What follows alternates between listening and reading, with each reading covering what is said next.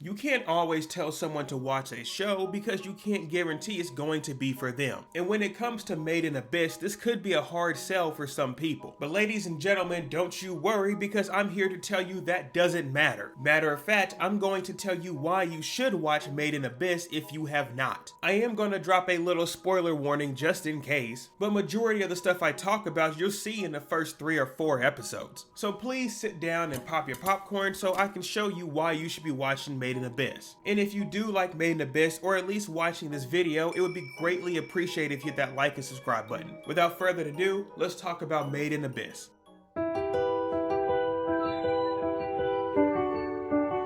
Made in Abyss is a seasonal anime that came out in 2017. Currently, at the time this video has came out, we are blessed with 2 seasons, including a movie. Now, when you look at Made in Abyss, you'll notice that these are not your sharp-edged, big, bulky fighters. Matter of fact, every character you see in Made in Abyss is very rounded. While some people may be fooled, this is not made by Studio Ghibli, even though the character design gives off a very similar feel. But because of this makes Made in Abyss stand out more compared to other anime. Another thing about Made in Abyss is it's very hard to pinpoint what it's about. You see, if you've been looking at the video thus far, you would believe this is a cute adventure anime.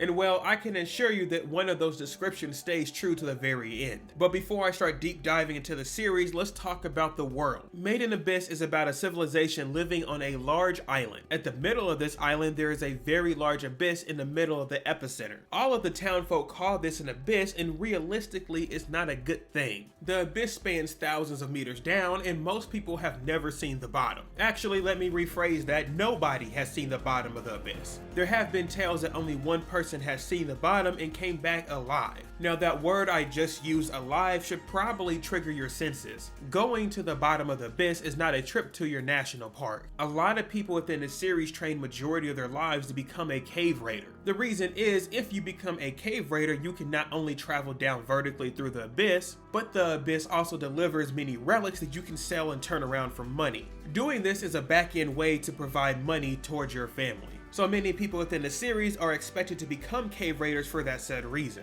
And I'll say that they start you off pretty young. Many kids within the series are literally going to school to become a cave raider, learning things such as how to traverse the terrain, different relics you can find including their rarity, and of course what could come about if you happen to come across danger. The abyss itself is home to a lot of wildlife, and these creatures that live within the abyss are not always going to shake your hand. Plus, there is a force field within the abyss that causes a lot of cave raiders not to ever come back. This force field usually activates when the person tries to elevate, and a lot of things can happen to your body such as nausea or headaches, but as you go deeper within the different layers of the abyss, it gets worse and worse. So within this series, you can really take your pick. Do you want to bring back money for your family or not? It's all a risk, but the design of these characters make it seem like it's much smaller than it actually is. But luckily for us, we have a great set of protagonists that we follow throughout this adventure. The first character we have is Riko. Her mother was once a pro cave raider, and one day she decided to stay in the abyss and leave her daughter. You know what I mean, natural swaggy plays. So our main protagonist Riko wants to become a cave raider just like her mother. But you see, her reasoning is not to bring money towards her family that she does not have, but instead she wants to go to the bottom of the abyss and find her mother, presumably saying that her mother is still down at the bottom of the abyss waiting for her. You can assume that maybe she's trapped down there and can't come back up because of the veil. But hopefully when that time happens, she's not actually wanting her kid to go down and put herself in danger. But it really doesn't matter because Riko's ready to take action now. And as an audience, we get to follow her going through the abyss. Luckily enough for her, she has another protagonist she so happens to find named Reg. Reg is a robotic boy that seems to be a relic himself. However, he is not just some type of special object, he seems to be also a young boy. And I say the word young very, very lightly. Reg unfortunately does not remember what happened to him and why he got further up within the abyss. While it is true that he seems to have some type of amnesia, he also is not affected by the veil. So to figure out what he is and to travel back down to the bottom of the abyss, he is willing to accompany Riko. And honestly, good thing he does because Riko needs all the help she can get. So these two protagonists are really the main two that we follow from the beginning of the series. And I must say that these two protagonists are very great ones to pick compared to the other two that were possible candidates. Now this is probably not a shocker, but as they travel down to the bottom of the abyss, this means that we won't be seeing previous layers. What I'm getting at is we probably won't see these characters ever again,